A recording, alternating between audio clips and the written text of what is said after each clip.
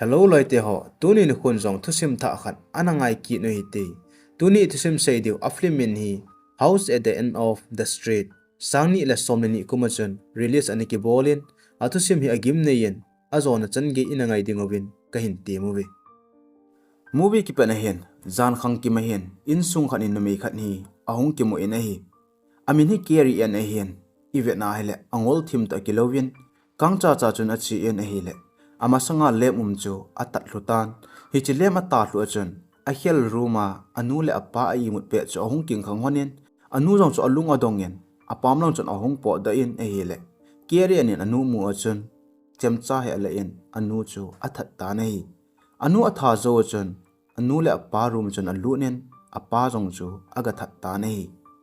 keri anin anu le apa atha zo chun gamla alangin atoke ke ehen a hlai ta nei hi chen sin ki khelen kumli zo hi ahung hi tan kumli zo wa hin nupi khat le achanu hi ahung ki mo en nupi nu men hi sara a hen achanu men hi elisa a hen amani nu cha jong keri anin anu le apa atha na in koma building ina chengding in ahung ki hlo lu hani nei keri anin anu le apa atha zo wa kon chun amaya building in na chun koima jong a ngam ta pon hi cha kon chun aman jong a hlomin a hele sara in hi chi amu do pha na chun aman jong aman a hlom zi chun akipa in atha anomin achanu elisa chu a hin ki puyin a cheng hon ta ne hi amani nu cha jong hi chlai mun a hlun hona chun elisa in jong hi chlai in mun chu nom asa hle zing ne hi aji chu a in kom hona chun garden jong hi a umi ne hi chule anu sara hi nurse khat na hi in ana to na low in to hin hi chlai in hi akinayin akinai zi chun sara in jong adei hle zing ne hi ahlun til hona chun elisa in anu chu a in mai hona keri enin anu le apa atha na in mun jong chu avet se ne hi nikhan hi elisa jong a in mai wa gamla chun awa le in ave le ta na hi le hi ta achi le pe na chun min azui le tabangin a hin hetan hi chi a het pha chun ama jong akichabe se zingin in lang zo na chun athi jam ta na hi hi chini zana chun sara ai mut nop lai ta hen a in mai lang wa chun thilgin khat ni a hin zatan thilgin aza pha na chun ama jong ahung king khangin lungdong ta chun apo da in window akon chun a in mai lang cha vetan a hele keri anin anule apa atha na in chun light ni akiwa in a hi hichlai mana light kiwa amu pha na chun ma jong alung odongin alung gel chun hita mi aki tha zo nunga koi jong cheng na lai hamatin alung don pi in a hi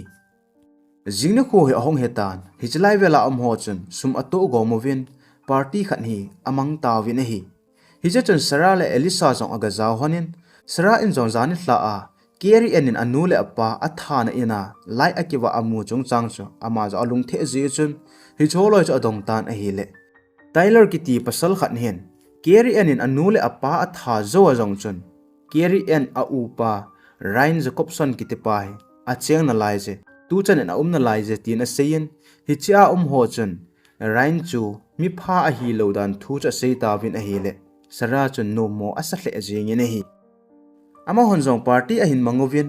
an ane azo wa hin sara le elisa jong in lang zon ding achi hon tan hi tia achi hon lai ta chun elisa chun anung lang hon tin thilgin khat ni a hin zata na hi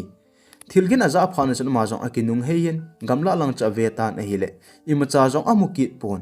chom kha se na ve zo chun akinung heyin achi ki tan a hi le hi ta akinung heya achi a chun thil khat ahung cha hi ahung ki mu in a hi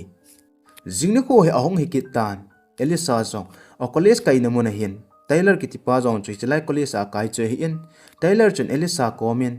zanten la klama nung ding hamtien atiam tan a hele elisa cha chinom pon ada in a hele he chepe don ta chun anu chun phone call a hin bolin anu chun tu jan night duty ka hi in zanten la in lang khong thei loading he tin a hin sei pi tan a hele elisa en jong agelin a hele zanteng anu loading achang sha om ding chu akiche in hitji chun klama a chinom lo sa chun Taylor in atim na chun anom ta na hi hiti chun phana chi in a hi le zan ahong hetan zan hin amani zong klama chun achi hon tan a hi le elisa lunggel lo lang be chun Taylor chun lunggel an nei tan elisa chu umpi ding ati in force chun ball go tan a hi le elisa chu alung ahang ba se jengin a be cha hin kila in klama kon chen ahung po da in a hi le su na ding a heta pon in lang a chi le wa le a lo thi lo a hi ji chen thim le lu na chen ama jong bek cha ki pu in agan na thei banga chen in lang cha hin zon tan a hi le lampi mun khana hen rain chen gari a hin tolin a hin del phatan a kom a hin pha chen ahung kinga in chen ka tha ding ham ati in a hi le Elisa cha ada in a hin la ngu chu hung chu ti zu jing tan ngu azu pha na chen anop le da in ma jong gari chen towin a chi honin a kholim phe pe hanin a hi le hiti a kholim phe ona chen Elisa in jong rain chu mi phata adingin a gel ta na hi Elisa in rain commercial hichila ina ho pidana chen jing ham tien adong tan a hi le rain jong chen seiwa ba ding a ha pon zo ten le ki zo tan te tien a sei pi in a hi chule Elisa in rain commercial ke hi artist khat ka hi in hichilai ko hung masangin lasa namun tinahin ei ko ji we tin jong ase ji nahi hiti chon amani jong a kholim hanin rain jong chon Elisa chu boina I ma cha le hela chun a in chan chu aga tha ta nahi ha chom khat zo a hian sara jong in hi aga hlung tan in a hluna chon Elisa in anu ko ma chon rain in chan garia a tha dan thu ho a seitan a hi le anu chon phamo asa hle jengin Elisa chu a pho ta nahi alang khana rain jong in a hluna hian ne ding ho hi asu sa in hi chu ho chu a choi phein in noi langa room ki sima chon alu nin a hi le keri en hi ana ta na hi keri en to ka ki mu to a chon keri en to ahung ki bui hanin aman jong keri en chu ne ding ho cha ne sa in hi ti chon lo khan hi aka khum tan a hi le ko hello we na ki jam tan ana ne sa zo chan aman jong e na room ko chu a hin bonin a hin da ki ta na hi jingna ko he ahong hekit tan Taylor in jong Elisa cha kho pino min gala kon jan ave jengin a hile Elisa in Taylor cha amunom ta pon ama langa ki heilo wachan a ta na hi chipe don ta chun mi khan hi chi in Elisa ko ma chun ki pa thu hi aga sei ta na hi ipizia ki pa thu ga sei hameti ale janin tha akla ma chin a chun hichin mei nu hin zu a ha don be se jengin a khamwalin mun kha chun ki zamin a hile Elisa in pun khan hi a choyin aga silpi in a hi hiti aga silpi azi chun menu cha kipa in kipa thu aga sei ne hi ha chom kha zo hin Elisa ko ma chun Elisa in aki thu pi nu a so pi pa cha chi in hi che pa chan Elisa in la asa aji a het ji chun la sa khom pi ding hin aga tiam ta na hi alang khana anu sara jong chu police officer kha in to ki mu to in police officer pa ko ma chun Ryan Jacobson thu cha dong tan a hi le police officer pa chun Ryan hi kamu singin ami hin awang mi phata hele a kilomet ati in a phat lo na amu lo dan thu chu a sei pi ta na hi alang khana Elisa jong college ki khian a hian rain te lang chon a chi tan rain te so so na ga lu nin a hele rain cho no men a laptop jong so an ki tungin dis khan hi a choin dis a chon aman jong la hi a hla in chu jong le laptop ma a website chu aga ve in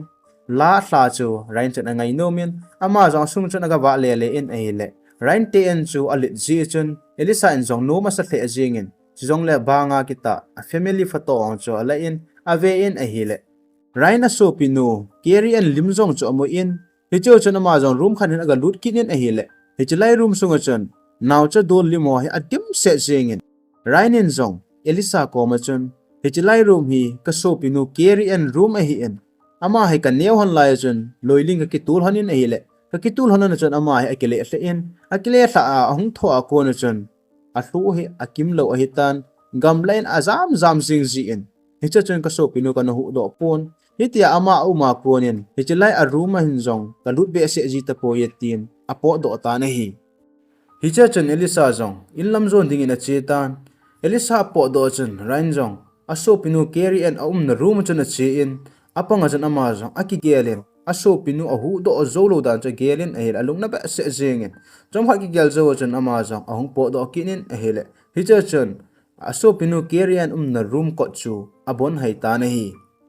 Elisa jong in atluna hin anu sara chon loina na ato aji dan thu ho cha seitan ahele Elisa in jong anu ko ma chun right na achi thu cha sei kinin ahele anu in right na achi ding rain to ki bom de dei lo ji chun alung a hangin achunu Elisa chu a pho ki ta na hi alang khana keri en jong rain in lo akap hum ahu akichai chun ahung lim tan ahung lim chun kon a hin hongin a hile kon akam hai ji chun kon a ki hongin hi che pha chun keri en jong gamla alang hin azam ki ta na hi hitia gamla langa azam chu rainin inchung la kon chan a hin mutan amu mu chan adel phein keri an cha amanin lo aka khumin a na rumuna chan a hen ki ta na hi hitia keri an a ji hi elisa hen a he him po na hi zingi tla he ahong he kitan sara injong rain chu a inawa anne deng hen a kotan a hele rain jong chu ahongin ama ho jong a kitungwin an anego tawin rain injong sara le elisa komachun ama in sung thu cha seitan a hele sara in rain komachun tunung tu ban le elisa ki wo pi ki te hin lang avelin ki musa ki te hin lang chong le hichla in hung chun lut ki te hin tien a seitan a hele rain chun no mo as le jeng in ki phalam ta chun a pet pe nen adalatan apo do ta na hi hitia rain apo do zo chun elisa jong sara chung chun anu chung chun alung a hangin ipidinga heti lom loma chu min ho hamatien anu chu akina api ta na hi jingna ko he ahong he kitan elisa in jong anu het sa lowin rain chu akimu to pi in apam lang chu akitung honin chom kha zo chun rain te in lang hi azon hon ta na hi alang khana sara in ana to namuna kon chun elisa cha phone call a bolin a hi le a inawa telephone chu ama phone in forward a bolin hitia anu in phone call a hin bola hele ama en hoilai mun jong le a he chet ala chet hi ji chun anu sara in elisa rain to akiwo ma hi chu a he do opo na hi ama ni jong in sung alun hon a hen program dang hin a boy hon tan a hi le hitia boy pen hon lai ta chun kerian cho na ruma konin ahung po do ta na hi elisa in kerian lo chu a hapon rain in kerian a hin mu pel ja pha na chun elisa cho tong kha in te tin aga na thei banga chun elisa cho in langa dingin a sol do tho ta na hi alang kha na kerian jong chu ina kon chun azamin gamla lang chun to ke na hlain a hi le rain jong chun anung nung chu adelin mun kha chun amanin hiti chun ko halloween a thlain in langa hin ale puilut ki ta na hi phachom kha zo hen rainin jong elisa cha phone call a bolin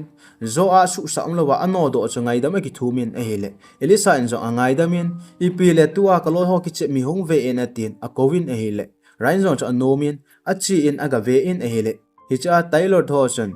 rain cha amu thada awin a hin vo awin agari ki san cha in khet sit pi tawin a hele rain cha lung hangin tailor a keng cha he bo pi in a in lang zon in gamla lang chun a thi jam ta na hi rain azam zo chun tailor aloi ho cha lung hangovin rain te lang azonovin rain in cha halovin a hinda hlatawin a hi anung nunga chun elisa in jong adel phein ichi me akung chu aga chun li tan a hi le dasbin a chun thil ippiam hi a hin mudo tan hi cho mu do pha na chun hlong ho cha vele le in a hi le hlonga room khat lut na the a dan chu in mudo in ama jong hi chu sung chun a lunin a hi le kot khane ana umen hi chu ko cha ga hongin a hi le sunga chun keri en kitinu chu an ta na hi keri enin elisa amu mu chun a hin bo tho jengin elisa jong aking hle jengin hi ti akibui hon lai ta chun rain chu ahung lut manin rain chun keri en chu aman tumin elisa komachon hicha konin zam do loina tin keri en chu lo khan he ka khum kitan a hi le angol kitan ko halloween a kitan a hi elisa jong in langa zam lo chun hichlai vela chun aki leu le en aki mai le en a hi le pars khan hi a hin mutan hichi pars a chun id khat ni anomin hichi id chu koi danga hello hichi keri en kitinu a hi tan hichi numei nu hi keri en hilowa numei chum zo chu a hi en a hi hichi a het do chun ama jong chu ati aja fe jingin a hin lai cha chun rain chu ahung man ta na hi rain ahung chun elisa hin thil zo se e het do a hi ta ya tin elisa koma chun thil zo se koima cha komin sei do a in tin a sejin a hi le elisa jong chu akicha in akicha sa chun henge ati in po do ding ati in kotlang cha zon tan a hi le anungat nga na chun rain in jong elisa chu atu hui amangin bang je na chun nei tan a hi le elisa chu khoi lowin a tan a phone jong chu mun chomin a leng thata na hi hicha ko nu chun rain in jong elisa chu to na khan hi to kan denin hichilai room chun a hian ta na hi phachom khat zo wei hin elisa in jong khu a hin hetan khu a hin he na chun rain in elisa ko ma chun hichinu he ka so pinu he ka tiwangin ka so pinu loilinga ko na akile tha chun ana thi pai pain ka so pinu ka i na ata sa ko ki the ei ta lo je chun hichinu mei nu hi ka manin ka so pinu banga ka gel he tin asejin a hi le elisa in hicha ko na chun rain hi mi phalo a hi dan chu a hin he do be mi na hi Rainin Elisa komasun nang ni hi khom sa theina yon poya tin hi chi amat masak nu chu athanin apamlang jana pudain gari nung langa hin akoi ta na hi alang khana sara in achanu Elisa chu phone call a bol tan a hile Elisa in a phone chu ina to forward a bol ji chun a phone langa akile thla akile akipik ta pon hitia a phone akipik lo pha na chun sara chu alung akham khle singin police pa chu a in langa achanu wedding chun asol ta na hi Police pa jong sarati en aga hlungtan ahile a phone cho forward an hitan hi pa chun sarai jong police pa komin rain te en aga ve dingin asol ta na hi Police officer pa jong rain te lang chun a chetan a ina hlunu chun kon aga akivin ahile rain chun kon a hin hongtan ama jong chun Elisa aga adongin ahile rain in jong Elisa ka he ka mukha he a hin ti pi in police officer pa in jong sarati en na phone number cho call aga abol tan ahile forward aki bol ji chun rain te lang jen phone cho honging tan phone agin phana chun aman jong Elisa hi chlai muna he tin a pistol ala do in room ho cha aga vet go tan ahile hi chun rain in chem cha hin police officer pa chu a hin attack ta na hi rain in jong police officer pa cha ve in ahile aneu laya asopinu keri en akisu kha achunga police ho ana kole ama hi chi a asopinu ahu do atheiding chu anahu do man lo ji chun alung a hang chen hiti jan chem cha chun officer pa cha sunin athat ta na hi alang khana Elisa in jong aki hen na khaw ho chu iti thamin a hin hlam tan a hele a hin ki thlap do tan a ki thlap do chun hungjam do ding atien a hele rain chu hung lut chenin rain hung lut chun ko to son denin a hele rain chu tol se na ki nei tan tol se na ki nei chun ama jong a hung jamin a hele hichilai muna kot pi chu anaki kamin a hi kot pi ki kam pha na chun as insunga chun kar khan hi aumin hi cha chu phut wang ding ati in kar chun aga lunin a hele rain chun Elisa chu angai chang tai het pi tan a hele angoi thajing tan hiti angoi pha na chun rain jo Elisa chu akai phin hi chi gari anung langa chun aga heng lut ta na hi hi chi pe ta chun sara jong rain te en chu ong hlung tan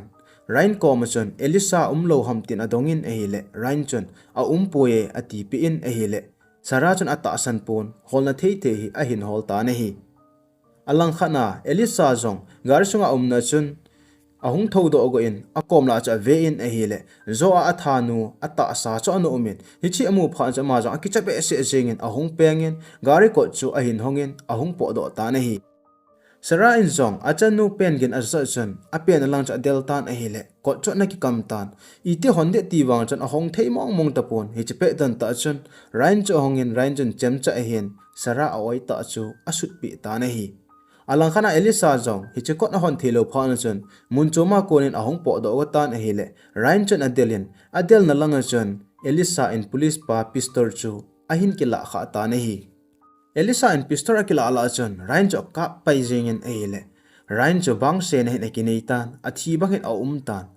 Elisa in athi a hi sa pha na chun hi chekot chabi chu asa khawa gala ading atien achi phen aga alagotan a hele rain chu athi ana hinai pon a khunin a hin tu in rain chun Elisa chu zeb bi ding ati in a hele chepe dan ta chun sara chu angin thingke khat hi hin ki choyen rain mei pheta cha zeb pi tan a hele rain chu ho helowin akizam ta na hi hi chen sin ahung ki khialin sara le Elisa jong hi chlai mun da hla in mun chomin aki chon han tan rain jong police on manovin zelinin a ta na hi zelna au mahin angol tapangin a tan alungela hen aneu lai anu apa en abol no ho chu agel do jingin hi a dan hi rain te hi number 4 drugs a ki chim te chu a hi uvin hi chule keri anin anu apa atha ki ti chu keri en ta achanu ta chu a hi pon mi chom akimat nawa akiwa anu chu a hi in hi hichan hin tuni tusim seu akichaitan azon chan hin ngai jo sin a bon chaw chung ki pa thu kain sein video tha ahung ki taka sin ananga ajingoi te